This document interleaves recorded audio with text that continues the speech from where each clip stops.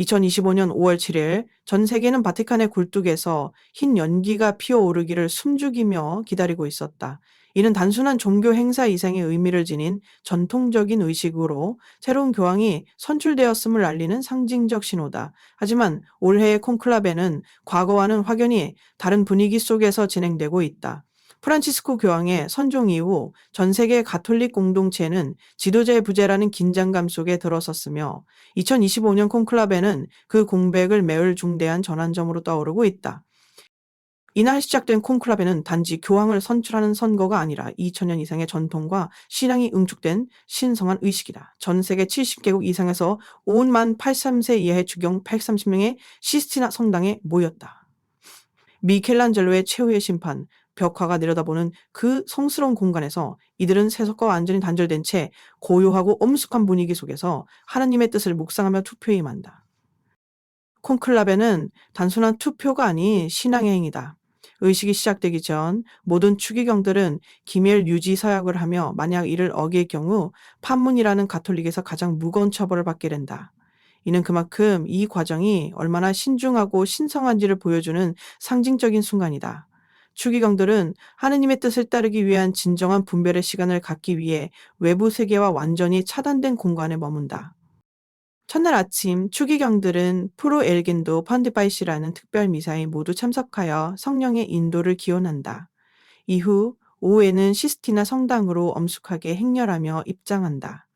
입장 후 엑스트라 옴너스 모두 퇴장하라라는 명령과 함께 일반 직원과 보좌진들은 모두 성당을 떠나고 추기경들만이 남아 콘클라베가 공식적으로 시작된다.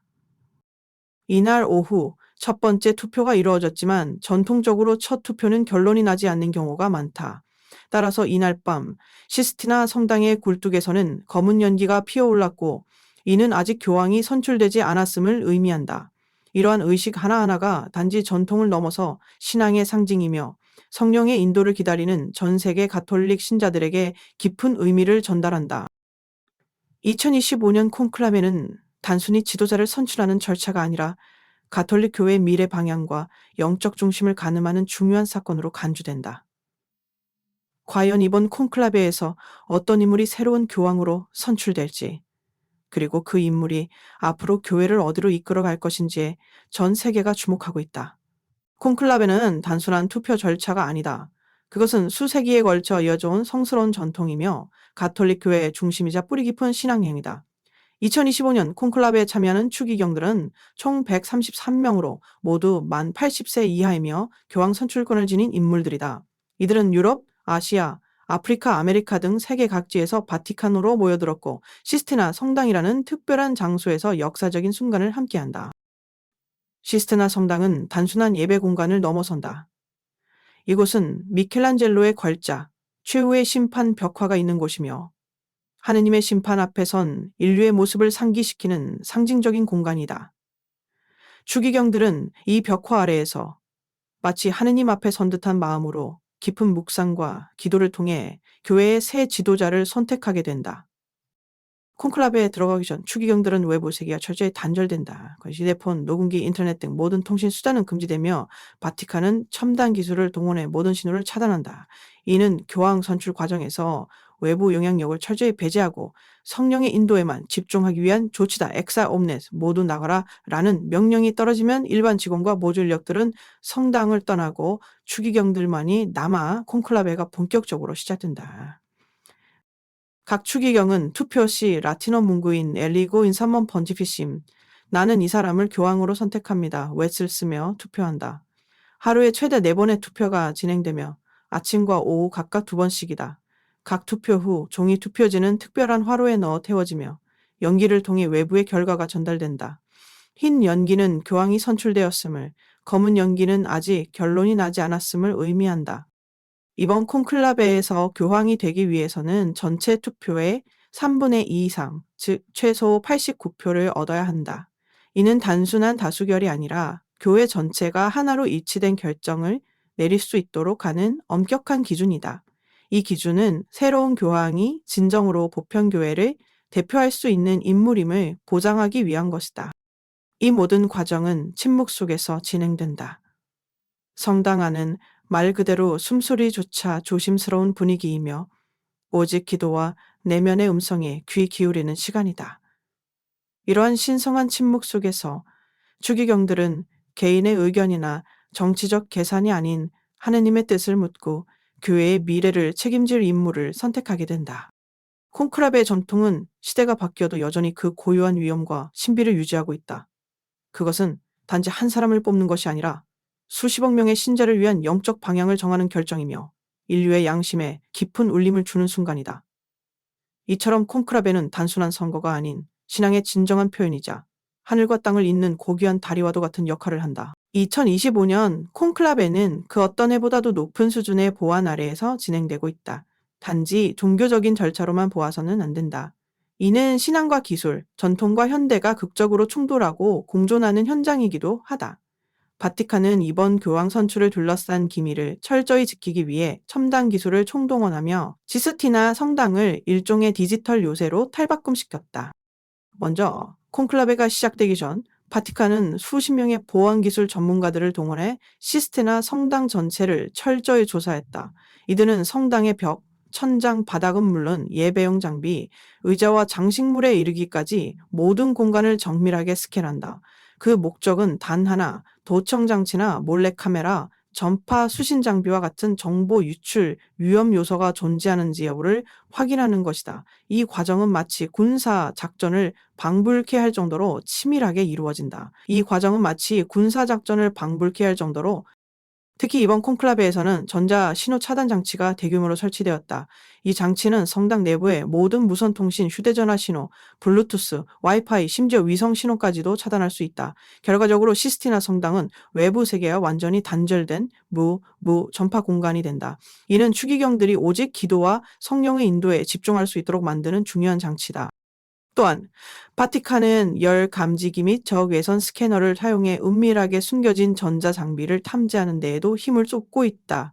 이러한 기술의 사용 여부는 공식적으로 확인되지 않았지만 여러 보안 전문가들과 교황청 관련 소식통에 따르면 이러한 장비들은 이미 수년 전부터 교황청에서 실험적으로 도입되어 왔다고 한다. 이는 점점 더 정교해지는 해킹 기술과 정보 유출 시도의 위협에 대한 바티칸의 대응이자 예방 조치다. 이뿐만 아니라 투표가 끝난 후 사용된 모든 투표 용지는 두 개의 특별한 화로에서 태워진다. 하나는 1939년부터 사용되어 온 전통적인 주철 화로이고 다른 하나는 현대 기술로 설계된 전자점화식 화로다. 이 두 장치를 병행 사용함으로써 바티칸은 전통성과 기술의 균형을 유지하면서도 보안을 강화하고 있다. 여기에 특수 화학 물질 칼리오레트, 안트라센, 황 등을 더해 연기가 약 7분간 계속 피어오르도록 설계되어 있다. 이 연기는 성 베드로 광장에서 전 세계 신자들이 한눈에 볼 수 있을 만큼 선명하고 상징적이다. 이처럼 바티칸이 엄청난 수준의 기술력과 경계 태세를 갖춘 이유는 단순한 정보 유출 방지가 아니다. 그것은 교회의 신성함과 독립성, 그리고 성령의 작용을 오염시키려는 모든 외부의 시도로부터 콘클라베를 보호하기 위한 영적 전략이기도 하다. 정보가 실시간으로 공유되고 신념조차 해킹당할 수 있는 시대에 바티칸은 기술을 적으로 삼는 대신 신앙을 수호하는 도구로 활용하고 있다. 그러나 이런 철저한 보안은 일부 신자와 언론으로부터 논란도 불러일으키고 있다. 과연 신의 선택을 위한 자리에서 이토록 과한 기술이 필요한가? 라는 질문이 제기되기도 한다. 일각에서는 콘클라베의 신비로움이 점점 사라지고 너무 현대화되는 것이 아닌가 하는 우려도 있다. 반면 이러한 기술적 대응이 없다면 콘클라베의 신성성과 기밀성은 현대 사회에서 결코 보장될 수 없다는 반론도 존재한다. 결국 바티칸이 보여준 이번 콘클라베의 보안 전략은 하나의 메시지를 전한다. 신앙은 지켜야 할 가치이며 지키기 위해서라면 시대의 무기조차 마다하지 않는다. 신앙과 기술, 전통과 현재의 경계에선 가톨릭 교회는 지금 가장 현대적인 방식으로 가장 오래된 신비를 보호하고 있다. 콘클라베는 가톨릭 교회에서 가장 신성하고도 폐쇄적인 절차 중 하나로 그 기밀성은 수세기 동안 철저히 유지되어 왔다. 그러나 2025년 현재 그 전통적인 비밀주의는 점점 더 많은 질문과 논란에 직면하고 있다. 정보가 실시간으로 유통되고 세계가 투명성을 요구하는 시대에 과연 교회가 여전히 철저한 비공개 원칙을 고수하는 것이 타당한가에 대한 의문이 제기되고 있다. 바티칸은 콘클라베의 비밀 유지가 단순한 전통이 아니라 성령의 인도를 방해하지 않기 위한 필수 조건이라고 주장한다. 추기경들이 외부의 정치적 압력, 언론의 관심, 혹은 여론의 영향을 받지 않고 오직 하느님의 뜻에 귀 기울일 수 있는 유일한 방법이기 때문이다. 만약 투표 내용이 공개되거나 과정이 중계된다면 그 누구도 자유롭고 신중한 판단을 내릴 수 없을 것이라는 논리다. 예를 들어 어떤 후보에게 투표했다는 사실이 나중에 밝혀지면 그 추기경은 교황이 된 인물과의 관계에서 정치적 불이익이나 외교적 갈등을 겪을 수 있다. 더욱이 언론이 각 투표자의 선택을 추적할 수 있다면 추기경들은 내적 성찰보다는 외부 반응을 의식한 결정을 내리게 될 수도 있다. 이러한 우려는 단순한 가정이 아니라 현대 정치 및 조직 운영에서 빈번히 나타나는 현실이기도 하다. 반면 현대 가톨릭 신자들 중 많은 이들은 더 높은 수준의 공개성과 책임성을 교회에 요구하고 있다. 일부는 왜 콘클라베에 참여한 인물들이 무엇을 기준으로 투표했는지, 어떤 논의가 있었는지를 전혀 알 수 없는지에 대해 불만을 표한다. 그들은 투명성이야말로 신뢰를 구축하는 가장 중요한 가치이며 교회가 사회와 단절되지 않기 위해선 변화가 필요하다고 주장한다. 더불어 과거 일부 콘클라베가 정치적 이해관계나 교황청 내 권력 다툼에 영향을 받았다는 역사적 의혹이 제기된 바 있다. 이는 성령의 인도라는 이상과 인간의 계산이라는 현실 사이의 긴장을 상기시킨다. 따라서 비밀주의가 오히려 이러한 의혹을 가리고 있는 것은 아닌지 의심의 목소리도 커지고 있다. 이러한 논쟁은 단순히 정보 공개 여부를 둘러싼 문제가 아니다. 그것은 신앙이란 무엇인가? 교회는 어떤 방식으로 운영되어야 하는가에 대한 깊은 물음으로 연결된다. 비밀을 유지하는 것이야말로 신비와 경외감을 지키는 길인가? 아니면 불신과 거리감을 조장하는 장벽인가? 바티칸은 여전히 후자의 주장에 대해 조심스럽다. 그들은 콘클라베의 신비성이 교회의 권위와 정통성을 상징한다고 본다. 또한 수십억 명의 신자를 대표하는 지도자를 선출하는 만큼 그 무게와 책임은 단지 절차적 공개성으로만 설명될 수 없다는 입장이다. 교황은 단지 행정수반이 아니라 전 세계 가톨릭 신자들의 영적 아버지이자 도덕적 나침반이기 때문이다. 그럼에도 불구하고 이번 2025년 콘클라베를 둘러싼 논쟁은 교회가 앞으로 어떤 방향으로 나아가야 할지를 고민하게 만든다. 고립된 전통 속에 머물러야 하는가? 아니면 변화하는 세계와 함께 걸어가야 하는가? 모든 정보가 디지털화되고 신뢰가 데이터 기반으로 형성되는 이 시대에 교회 외 침묵은 성스러운 묵상일 수도 있지만 누군가에겐 불편한 회피로 보일 수도 있다. 결국 이 논의의 중심에는 단 하나의 질문이 놓여 있다. 하느님의 뜻은 과연 침묵 속에서만 들리는가? 신비와 투명성, 순종과 참여, 전통과 변화. 이 상반된 가치들 사이에서 교회는 어떤 균형점을 찾아야 하는가? 그 답은 쉽게 주어지지 않지만 그 질문 자체가 바로 현대 신앙인의 양심이 마주해야 할 중요한 성찰의 시작일지도 모른다. 2025년 콘클라베는 가톨릭 역사상 가장 다양한 구성의 추기경단이 모인 행사로 기록될 전망이다. 과거 수세기 동안 교황직은 유럽, 특히 이탈리아 출신 인물들에게 독점되다시피 했지만 이번에는 아프리카, 아시아, 라틴 아메리카 출신 추기경들의 비중이 크게 증가했다. 유럽 출신 추기경은 전체 133명 중 50명에 불과하며 아프리카는 24명, 아시아는 22명, 라틴 아메리카는 22명, 라틴 아메리카는 22명, 라틴 아메리카는 22명, 라틴 아메리카는 22명, 라틴 아메리카는 22명, 라틴 아메리카는 22명, 라틴 아메리카는 22명, 라틴 아메리카는 22명, 라틴 아메리카는 22명, 라틴 아메리카는 22명, 이집트 하시남에 53명함에. 이제 더 이상 교황은 서유럽만의 지도자가 아니다. 세계 가톨릭 인구의 중심은 이미 남반구로 이동했다.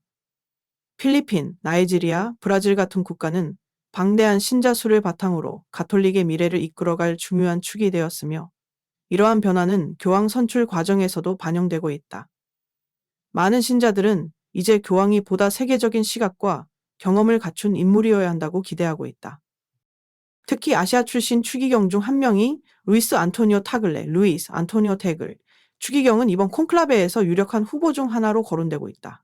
그는 필리핀 마닐라 대교구장을 역임했으며 바티칸 자선단체를 이끌며 국제적 영향력을 확대해왔다. 그의 지도력은 신학적 깊이뿐 아니라 따뜻하고 겸손한 인품으로도 알려져 있으며 다양한 문화와 민족의 다리를 놓을 수 있는 인물로 평가받는. 그러나 교황이 유럽 외지역에서 선출되는 것은 단순한 상징적 변화만을 의미하지 않는다. 그것은 가톨릭 교회 전체의 정체성과 방향성에 대한 근본적인 재정립을 요구하는 사건이 될 수 있다. 문화, 전통, 신학적 배경이 전혀 다른 지역에서 온 지도자가 보편 교회를 어떻게 이끌 것인지에 대한 우려와 기대가 공존하는 것이다. 일각에서는 유럽 전통에서 벗어난 교황이 교회 내부의 분열을 야기할 수 있다는 목소리도 있다. 보수적 가치를 중시하는 일부 유럽 교회는 아시아나 아프리카의 사회적 정치적 현실이 교회 교리에 영향을 미칠 것을 우려한다. 반면 교회보다 적극적인 개혁과 사회적 참여를 원하는 이들은 비유럽권 출신 교황이야말로 새로운 시대에 맞는 리더십을 발휘할 수 있다고 본다. 실제로 지난 수십 년간 교황청은 사회 정의, 환경 문제, 이민자 보호 등 세계적 이슈에 대해 점점 더 적극적인 입장을 보여왔다. 이는 더 이상 교황이 특정 문화권의 대표가 아니라 지구 전체의 도덕적 목소리가 되어야 한다는 요구를 반영한 것이기도 하다. 이러한 배경 속에서 비유럽권 교황의 등장은 단지 지역의 다양성을 반영하는 차원을 넘어 가톨릭 교회가 보편성과 다양성 사이에서 어떤 선택을 내릴 것인지를 상징하는 중요한 결정이 된다. 그렇다면 교황이 유럽 밖에서 선출될 경우 신자들은 어떻게 반응할까? 많은 이들은 그것을 진정한 교회의 세계화로 받아들일 것이다. 한편으로는 로마 전통의 상징성과 정통성에 대한 의문이 제기될 수도 있다. 하지만 중요한 것은 교회의 중심이 특정 지역에만 있는 것이 아니라 전 세계 신자들의 삶 속에서 함께 살아 숨쉰다는 사실을 확인하는 것이다. 이번 콘클라베는 그런 점에서 하나의 역사적 시험대라 할 수 있다. 가톨릭 교회가 과연 지리적, 문화적 다양성을 받아들이고 그것을 새로운 생명력으로 전환할 수 있는가? 이는 단순히 누가 교황이 될 것인가를 넘어 교회가 앞으로 어떤 얼굴로 세상과 마주할 것인가에 대한 질문이다. 그리고 그 답은 곧 우리가 어떤 교회를 원하는가에 대한 신자들의 마음속에서 시작될 것이다. 2025년 콘클라베가 진행되는 가운데 많은 가톨릭 신자들의 관심은 각국을 대표하는 추기경들의 면면에 집중되고 있다. 그러나 이번 콘클라베에서 베트남은 대표 추계경이 없는 나라 중 하나로 남게 되었다. 이는 단지 숫자의 문제가 아니라 아시아 가톨릭 공동체의 다양성과 참여라는 더 큰 흐름 속에서 아쉬움을 자아내는 현실이다. 현재 베트남에는 두 명의 추기경이 생존해 있다. 바로 요한 바오로 판민만 자이오엔 바티스타 본민의 망고 추기경과 베드로 응문연반년 바오로 영원년 추기경이다. 그러나 이 두 인물 모두 이미 만 80세를 넘겼으며 교회법상 교황 선출 투표권이 부여되지 않는다. 이는 비단 개인적인 문제라기보다는 베트남 교회가 세계 교회 내에서 어떤 위치에 있는지를 단적으로 보여주는 상징적인 장면이기도 하다. 베트남은 긴 세월 동안 신앙의 박해 속에서도 굳건하게 교회를 지켜온 나라다. 수많은 순교자와 신실한 신자들의 삶 위에 세워진 교회는 지금도 젊고 활기찬 공동체를 유지하고 있다. 전국 곳곳에서 성소자가 자라고 있고 수도자와 평신도 모두가 적극적으로 교회 사명에 참여하고 있음에도 불구하고 국제적인 무대에서의 대표성이 여전히 미약하다는 점은 뼈아픈 현실이다. 이번 콘클라베를 통해 많은 베트남 신자들은 한 가지 질문을 스스로에게 던지게 되었다. 언젠가 베트남 출신의 추기경이 콘클라베에 참여하게 될 날이 올까? 더 나아가 베트남 출신의 교황이 등장하는 날은 가능할까라는 꿈도 품어본다. 이는 단순한 민족적 자긍심이 아니라 세계 교회 안에서 아시아, 그 중에서도 베트남 교회가 어떤 기여를 할 수 있는지를 고민하게 만드는 신앙적 질문이다. 오늘날 가톨릭 교회는 점점 더 다양성과 보편성을 강조하고 있다. 유럽을 넘어 아프리카, 아시아, 라틴 아메리카 등에서 교회가 성장하고 있으며 이번 콘클라베에서도 이런 변화가 분명하게 드러났다. 이런 시대적 흐름 속에서 베트남 교회가 더 큰 책임과 사명을 감당할 준비가 되어 있는가에 대한 물음은 결코 가볍지 않다. 그러나 희망은 있다. 비록 이번 콘클라베에서는 목소리를 내지 못했지만 다음 세대의 사제들과 신학자들, 평신도 지도자들이 자라나고 있다. 그들이 세계 교회 안에서 역할을 감당할 수 있도록 길을 열고 소통하고 준비해야 한다. 이것이야말로 베트남 교회가 세계 교회와 진정으로 하나가 되는 길이며 언젠가 시스티나 성당의 한 자리에 베트남 출신의 추기경이 앉아 있을 그날을 위한 밑거름이 될 것이다. 콘클라베는 단순히 새로운 교황을 뽑는 투표 절차가 아니다. 그것은 교회의 전통, 신앙의 본질, 그리고 전 세계 수십억 가톨릭 신자들의 기대와 염원이 만나는 거룩한 공간이자 시간이다. 시스테나 성당 안에서 진행되는 모든 순간은 엄숙함과 침묵 속에 채워져 있으며 그것은 인간의 선택이라기보다는 하느님의 뜻에 귀 기울이는 깊은 기도의 행위로 여겨진다. 미켈란젤로의 최후의 심판 벽화가 내려다보는 가운데 붉은 수단을 입은 주기경들은 단순히 종이를 들고 투표하는 사람들이 아니다. 그들은 교회의 미래를 품고 성령의 이끄심을 구하며 자신의 판단과 신념을 내려놓고 하느님의 뜻을 묻는 순례자이다. 이들이 쓰는 한 표는 정치적 계산이나 외교적 이해관계를 넘어 교회의 정체성과 신자들의 영적 삶에 깊은 영향을 미치는 신성한 결정이다. 그러나 이러한 거룩한 절차도 질문 없이 받아들여져서는 안 된다.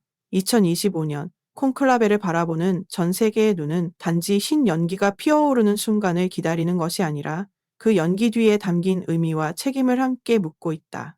과연 교회는 시대의 도전에 어떻게 응답하고 있는가? 전통을 지키되 변화하는 세상과 어떻게 대화하고 있는가? 가톨릭 신자로서 우리는 단지 외부에서 지켜보는 구경꾼이 아니다. 콘클라베는 우리 각자에게 질문을 던진다. 당신은 자신의 믿음을 어떻게 이해하고 있는가? 교회가 향하는 방향에 대해 어떤 기대를 품고 있는가? 당신은 이 거룩한 여정에 어떻게 동참하고 있는가? 이러한 질문들은 단지 콘클라베 기간 동안만 의미가 있는 것이 아니다. 그것은 우리 삶 전체에 걸쳐 반복되는 신앙의 물음이며 하느님과의 관계 속에서 자신을 성찰하는 기회이기도 하다. 특히 정보가 넘쳐나고 진실이 쉽게 왜곡될 수 있는 시대에 교회의 신비와 전통을 지키는 일이야말로 더욱 중요한 의미를 지닌다. 흰 연기가 하늘로 피어오를 때 전 세계는 새로운 교황을 맞이하게 될 것이다. 그러나 그 순간은 단지 기쁨과 환호의 장면이 아니라 그리스도의 교회를 다시 세우는 각오와 책임을 새롭게 다짐하는 순간이어야 한다. 새로운 교황은 단지 상징적인 인물이 아니라 분열된 세계를 향해 평화와 자비, 정의와 진리를 외치는 예언자의 목소리가 되어야 한다. 마지막으로 콘클라베는 우리 모두를 다시금 부른다. 침묵 속에서 하느님의 음성에 귀 기울이듯 각자의 자리에서 교회를 위해 기도하고 더 나은 공동체를 위해 행동하며 믿음의 여정을 함께 걷자는 초대이다. 그리고 그 여정은 시스티나 성당 안에서 시작되었지만 당신과 나의 삶 속에서 계속 이어져야 할 것이다. 2025년 콘클라베는 단지 한 시대의 교황을 선출하는 사건이 아니라 전통과 현대 기술이 정면으로 만나는 극적인 순간으로 기록되고 있다. 수세기 동안 이어져 온 신비로운 의식이 인공지능 디지털 감시 전자보안 기술이라는 새로운 장치들과 공존하게 되면서 가톨릭 교회는 전례 없는 질문에 직면하게 되었다. 바로 과연 우리는 어떻게 신성함을 지킬 수 있는가라는 물음이다.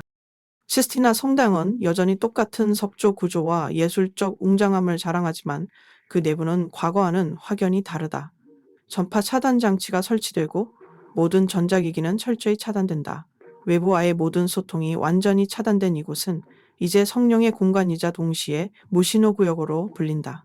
이 같은 기술적 보호막은 콘클라베의 기밀성을 지키기 위한 필수 장치로 여겨지지만 그 자체가 교회의 정체성과 방향성을 묻는 상징으로 떠오르고 있다. 일부에서는 이러한 변화를 두고 우리의 목소리를 낸다. 과연 우리는 기술에 의존하면서도 영성을 잃지 않을 수 있는가? 콘클라베가 기술에 의해 통제되고 관리된다면 그 신성함이 손상되는 것은 아닐까? 예전에는 인간의 양심과 하느님의 뜻만을 의지해 선택하던 순간이 이제는 보안 프로토콜과 방해 전파, 열 감지기 아래서 이루어지고 있다는 사실은 분명 낯설고도 생경한 장면이다. 그러나 다른 시각에서 보면 이러한 기술의 도입은 신앙을 지키기 위한 지혜로운 진화일 수도 있다. 정보가 한번 새어나가면 전 세계를 순식간에 뒤흔드는 시대에 교회의 침묵과 고요함을 지키는 일은 단지 형식이 아니라 본질을 보존하기 위한 전략이다. 침묵 속에서 이루어지는 분별과 기도, 그리고 선택의 과정은 여전히 그 중심에 하느님의 현존을 간직하고 있다. 문제는 단지 기술을 사용하느냐가 아니라 그것을 어떤 자세로 받아들이고 활용하느냐에 있다. 기술이 교회를 통제하는 것이 아니라 교회가 기술을 통제하며 목적에 맞게 사용한다면 그것은 더 이상 위협이 아니라 도구가 된다. 하느님께 드리는 진정한 예배와 선택의 시간이 어떤 시대, 어떤 방식 안에서도 이어질 수 있다는 것을 보여주는 하나의 표징이기도 하다. 결국 2025년 콘클라베는 우리에게 매우 본질적인 질문을 던진다. 우리는 신앙을 어떻게 지켜야 하는가? 전통을 무조건 고수하는 것도, 기술을 맹목적으로 따르는 것도 해답은 아니다. 중요한 것은 그 중심에 여전히 하느님의 뜻을 구하고 있는가, 성령의 이끄심에 귀 기울이고 있는가에 달려 있다. 이 시대의 콘클라베는 외형만 바뀐 것이 아니다. 그것은 교회 내면 그리고 세계 가톨릭 공동체의 양심을 향해 묻고 있다. 우리는 성스러움을 단지 과거의 유산으로 여길 것인가? 아니면 지금 이 순간에도 살아있는 진리로 지켜낼 것인가?